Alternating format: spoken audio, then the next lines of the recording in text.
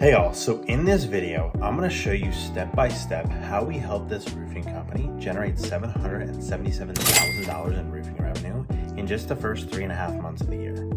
And I'm going to walk you through that step by step, and if you stick around until the end, I'm also going to walk you through our exact cost per lead, cost per appointment, and cost per sale for this client, and how that stacks up against another marketing company that they were running with, so you can see exactly what those numbers look like. But first, let's dive into how we set this up and how you can too to get similar results. Awesome. And so the first thing we're going to need to do here is we're going to have to create and offer a campaign ads that actually grab the user's attention and get them to convert. But there's a few more intricacies to make sure that we're getting not only a good volume, but also a good quality of lead. So there's going to be an initial setup portion, and then there's ongoing maintenance and optimization that needs to happen to allow you to consistently get these results. Because without that ongoing, you may start off strong, but it's just going to go straight into the dumpster after a month or two. And so if you've ever experienced that, we're going to be talking about why that happens and how you can fix that. And so just go over this system. I'm going to do a broad overview and then dive a little bit deeper, showing you actual real world examples. The first thing we want to do is we want to grab the attention of the user, right? These users going through Facebook, TikTok, Instagram, whatever social platform we're advertising on, are not going on Facebook, TikTok, Instagram in order to find a roofer, right? They may have the problem of, hey, I need a roofer in my mind, right? And that's what we actually leverage to get them to convert, people who are actually looking for a roof replacement. But they're not going on those platforms like they would with Google, actively searching for a roofer. And that has benefits of adding lower costs and obviously a good return on investment, right? But drawbacks of not having as high of intent as Google, where Google's super expensive, right? Higher intent. Facebook is a little bit lower intent, but allows you to get really, really good numbers in line. And so again, the first thing we need to do is grab our customers' attention. And I'll show you how we do that with the scroll stopping image in a second. The second thing we need to do is we need to allow our customers to self-select. And typically we'll do that within the copy. So if somebody sees an offer for getting their roof replaced, they're not looking to get their roof replaced, they're most likely not going to go through the funnel process, right? So we want to make it very obvious what it is we're offering so that those users, those homeowners, those leads can self-select out if that's not a service they're looking for. And if that is a service they're looking for, they can self-select it. From there, we want to get the click, and we do that leveraging a call to action, right? Actually asking the people to take action. I see a lot of ads miss this. They'll grab the attention, they'll allow the customers to self-select, they'll give a good offer, and then never ask for the click. And then that's going to really, really hurt their click-through rate, which is super important because if they're not clicking on your landing page, they're not going to be converting. And the last thing is we want to optimize, and we want to make sure that these landing pages are set up for both high intent, right, high quality, and high quantity, right, and getting a good mix between that. Because if we go too much in one direction with high quantity, we could be getting a ton of leads that turn into nothing. And if we go into too much of the direction of high quality, we could be getting too few leads at too high of a cost for it to even make sense to run the ads, right? And so you want to find that middle ground and run there, right? As soon as you find that super profitable middle ground, that's where you want to start growing and scaling like we do with all of our clients who are spending 4, 5, 6 figures a month with us. Anyway, so let's dive a little bit into some real world examples and what that looks like. Okay, so first things first, what we want to do is we want to talk about the ad that actually gets people to our funnel where we can then pre-qualify them, right? Because without the ad, without the traffic, none of this matters. I want you to think of the ad and the money you're spending on ads on Facebook as the fuel that you fill your marketing car with to be able to run, right? Without the fuel, without the ad spend, without the ads, nothing's going to happen, right? Just like with your car, you're going to hit the gas and it's just going to putter out. So with that being said, right, this is a little bit out of order, but the first thing we want to do, and the first thing that's going to stop people from scrolling is going to be a scroll stopping image. So we want to have an image on Instagram and Facebook, in this case, that is going to stand out, call out the people that we want to work with, and get them to stop their scroll, right? Because they're scrolling. They're scrolling through ads even. But we want to have an image that's going to get them to take some quick pause and do the next thing, which is read our headline. So we want an attention-grabbing headline with a good offer that is enticing to the homeowners that we could potentially work with. And a lot of these guys, even the people who have money, right, have 20K in the bank, don't want to spend that money, because for the people who are rich, have 20K in the bank, they know that that can be better spent elsewhere and get a better return versus the low interest rate financing that they could get.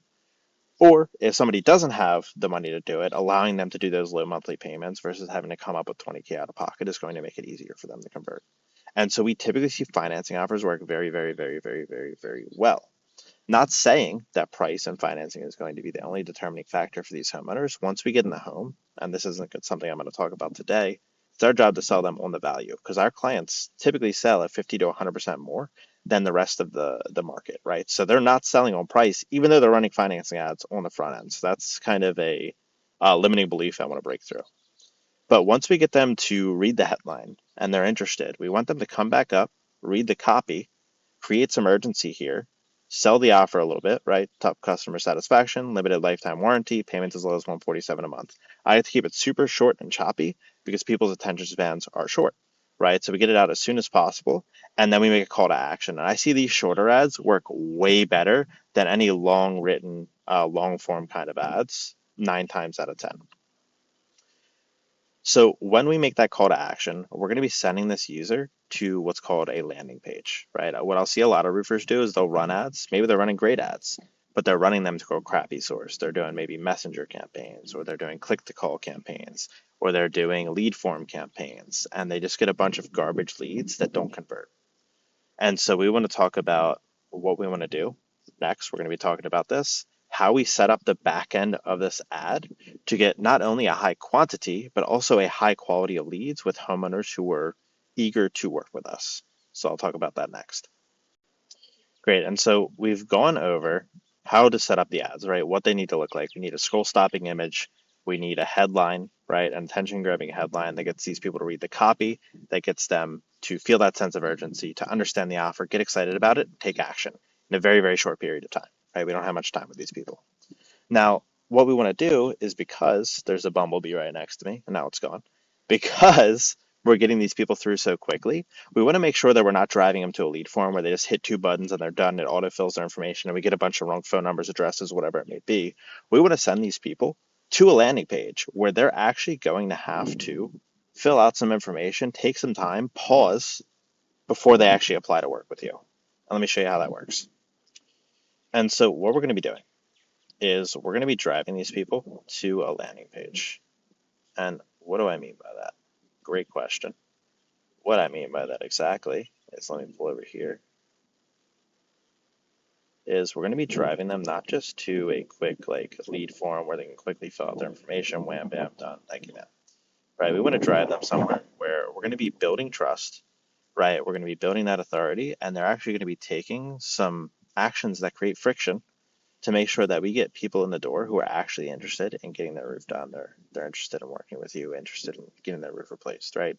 And so the way we do that is we need to pay attention to a few things. The first thing is we want to make sure that our landing page converts well. And so there's typically 2 factors that lead to a really well converting landing page. I guess 3 factors, and there's a lot more, but there's 3 basic ones, right? So number 1 is ad congruency. We want what these people see in the headline of our landing page to match the headline of our ad. Because if we're advertising, right, payments on the front end, 147 a month, and then we're advertising quality on the landing page, well, that's not why they came to your landing page. So you're going to have a huge drop off.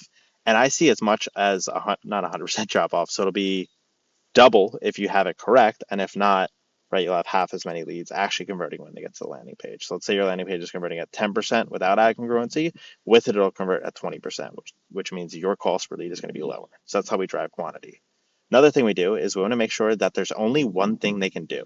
We don't want them to go to our website. We don't want them to check out the About Us. We want them to come to our page, learn a little bit about us, and apply or leave. Right? We don't want to drive to a website especially. That's a massive mistake I see people do, and you're just wasting ad dollars that way. But what we do want to do is we want to build some trust, right? So having some ratings here, having some clients Google reviews, right? Family owned and operated, if that's you, that's great. Sometimes even having a picture of yourself, the owners, the team, can really build that trust out of the gate. Right? And so we want to make sure we have ad congruency. We want to make sure we have a single thing that they can do, either apply or leave. And we also want to be able to build some trust on this landing page. So when they do come through, they're excited to work with us. Right? And so that's how we get quantity. That's how we make sure that our conversion rate which is the difference between how many people click and how many people actually apply, is high as it can possibly be, right? Because let's say we're paying $4 per click and we have a 10% conversion rate, that's a $40 lead versus a 20% conversion rate brings you to a $20 lead, right? So that's small increment in conversion can result in massive differences, like you saw with the case study above, where we're doing a fourth of the price of leads, right, compared to the other company that's running against us. And so that's why having a high conversion rate is important, because if you do not have that, you're going to be wasting more marketing dollars than you should, right? Your marketing will not be as efficient as it should. And now I also want to talk about creating friction coming up in a sec. Cool. So we talked about how to drive a high quantity of leads, getting that high conversion rate. I also want to talk about how we drive quality, right? And so instead of just letting a homeowner call us or send a message and then that's considered a lead, that sends bad data back to Facebook, because then anybody who calls us is a lead, right? We want to create friction so that a majority of the people who come through are homeowners who are highly interested, which one allows us to talk to more qualified people, but two also sends that data back to Facebook. So Facebook sends more of those qualified people and narrows down on that audience, versus if you get a bunch of people calling for work, which is what I hear a lot of people get. And if you're doing messenger campaigns on Facebook, right, Facebook's going to optimize on that because you're telling it that it's doing a good job when it's not. Right. That's why we create this friction, so that Facebook only thinks it does a good job when somebody goes through this entire process of telling us about their project, which takes a little bit of time to do, right, then they're considered a lead. So we get more qualified leads in the door by doing this, right? It may increase costs, but at the end of the day, we want to have that balance of cost per lead and quality, right? So that we're converting them at a good rate and that we're staying profitable. And so the way we do that is we don't just drive them to a place where they can fill out a quick form or a lead form or call. We actually have them go through, it's like a 10-question survey to even be considered a lead. And so they come here, they're enter their zip code, that'll start the conversion campaign. Or the survey, and you can see they come in, they're going to be clicking through a bunch of different questions, entering the zip code, right? What's the scope of your project? And this changes per client around their project to make sure that they are indeed a qualified lead. And then we send that data back to Facebook and to our clients to be able to convert those into appointments and sales, right? And so that's how we create friction to not only get a high quantity of leads, right, like we talked about before with the conversion rate optimization, but also high quality, right? So we're talking to homeowners who are actually interested in the services we offer. Awesome. And so the last thing I want to talk about is we have our pipeline set up now, right? We have the ads set up. We have them set up with a scroll stopping image, an attention grabbing headline. We quickly build the offer, create urgency, and have a call to action so that they click to the landing page. And then on the landing page, we have it set up so there's ad congruency. We set up so there's only one action they can take. We have it set up to build a little bit of trust before they go through the funnel, right? And we have it set up to create friction so that not only do we get a good quantity, but we also get a good quality of leads. Now, that's fine and dandy and all. We launch that, we start getting leads in the door. Great, everything's working well. The next problem that I'll see happen, and it looks like it's happening with this other agency because their lead costs used to be much lower, is they're not executing the ongoing maintenance. And so there's two kind of buckets that falls into. There's the front end of the ads and the back end of the landing page, right? We always want to be optimizing those. And so the way we optimize those is we want to optimize away from ad fatigue. So if you've ever gone and let's say you've seen an ad for Nikes on your Instagram feed, the first time it catches your eye, right? And you're like, oh, that's really interesting. But by the 7th, 8th, 9th, 10th, 20th time you see this ad, you're basically blind to it. That's what ad fatigue is. And we want to avoid that, right? Because at the end of the day, if people are going blind to our ads, they're not going to be clicking, they're not going to be converting, and we're not going to be getting leads, and we're going to be paying massive costs for leads, like you saw in the case study above, right here, where they're paying $192 per lead versus $69.32 in the same area, same market, same everything, same company, right? And so that's why avoiding ad fatigue is so important. And the way that we do that is we're constantly pushing out new creatives. Now, we don't start from scratch, right? We don't just pull something new out of the air, and sometimes we do. But most of the time, what we're going to be doing is we're going to be taking the creatives, like we see over here,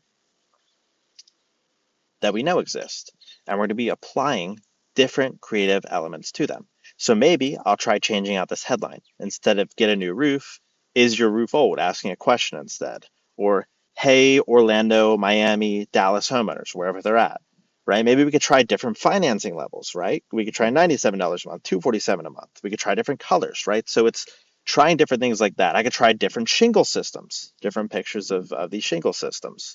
There's a bunch of things that we could test and tweak, and we want to test that against what's already performing to see how we can get out a better result, but also avoid our ads going stale. And now the same thing happens with the copy, right? The headline right here, we could do, instead of get your roof replaced as low as $147 a month, we could try $97 a month, right? We could try going for quality, right? Let's try going for warranties, lifetime warranties versus financing. We could try different offers, angles, etc. We could try changing out what our 3 highlights are here. We could try changing out the way we do a call to action. Instead of get a quote now, click the link below to get started. That could be another call to action to test. We could change the way that we show the urgency. So saying, hey, this is only available for the next 50 homeowners. This is a limited time. We want to be testing and tweaking different things continually to keep our ads fresh. And it should not be massive changes. They should be very small things. For example, a change I might do here is changing this yellow banner and this yellow text to red. And sometimes that'll cut your cost per lead in half. So people ignore that. And it's very, very important to be continually testing and testing small tweaks. So that way, 1, you know what changed. Now we know that red performs better than yellow right here. But 2, we're not going completely off the rails and wasting a ton of ad spend on your tests because we already know what works. So that's number 1. Now, next, what I want to do is I want to dive into ensuring you have congruency there. And so this is much simpler.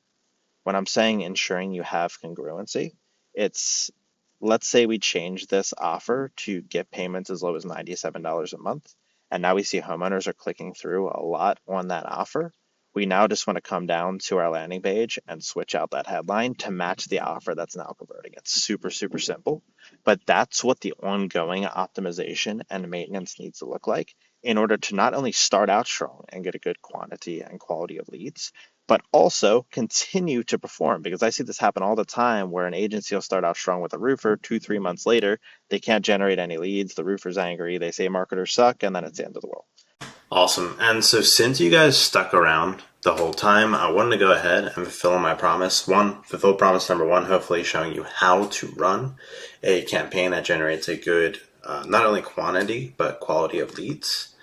And now I want to fulfill on promise number 2, which is showing you the results and what the difference is between not following the steps that I showed you prior versus following the steps, and what that can mean for not only your cost per lead, cost per appointment, and cost per sale, but also your revenue. And so let's go ahead and dive in here. I want to look at this case study. And so this is from January 1st of this year until April 22nd. So the first 3.5 months of this year. We have a client who has grown with us over the past 3 years, but has run 2 agencies just because they like to have their eggs split between 2 baskets.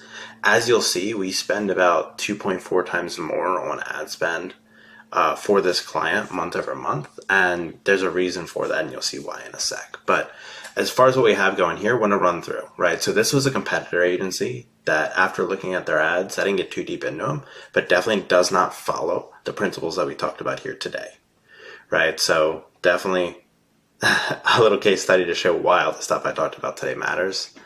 But yeah, so let's go ahead and dive in. So they spend about $18,666.67 over the past 3.5 months.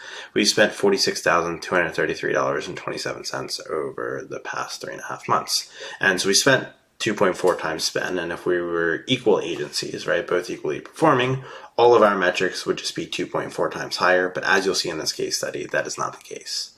And so month over month, they spend about $5,000. We spend about $12,000.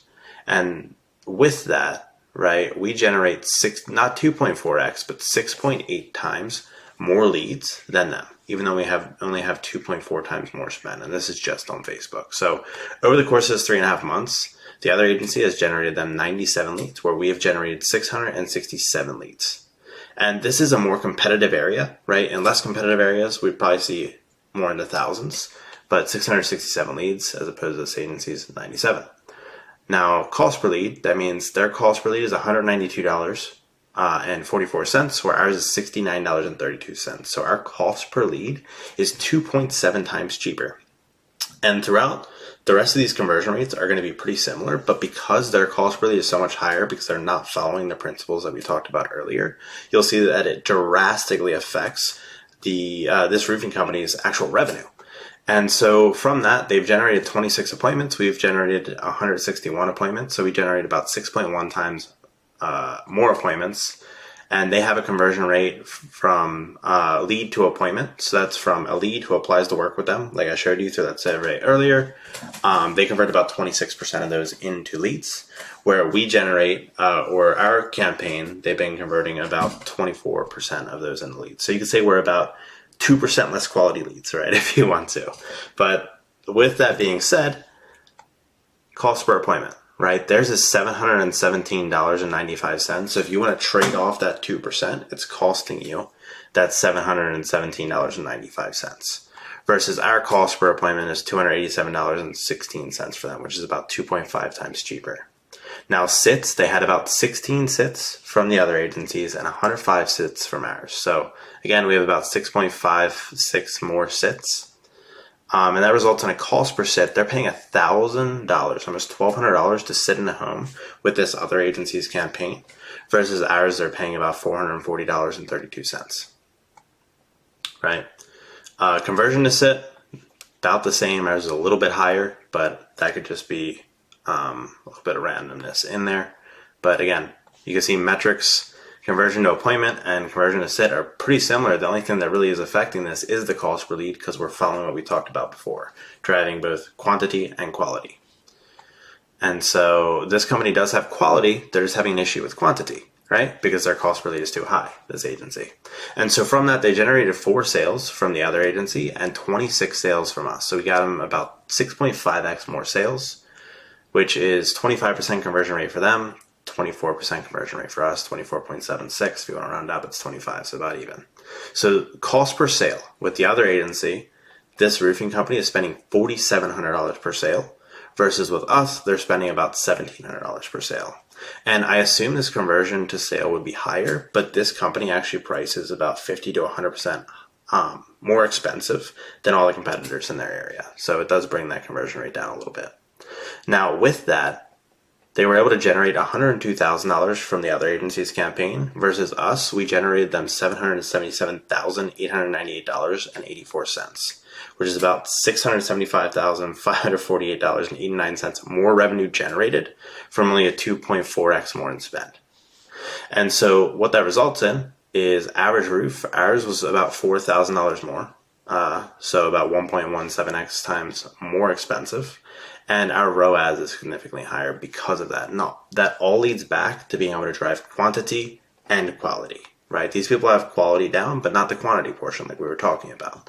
And what that resulted in is this roofer was only able to generate a 548% return on this spend, versus with us, they were able to generate a 1,600% return on that spend.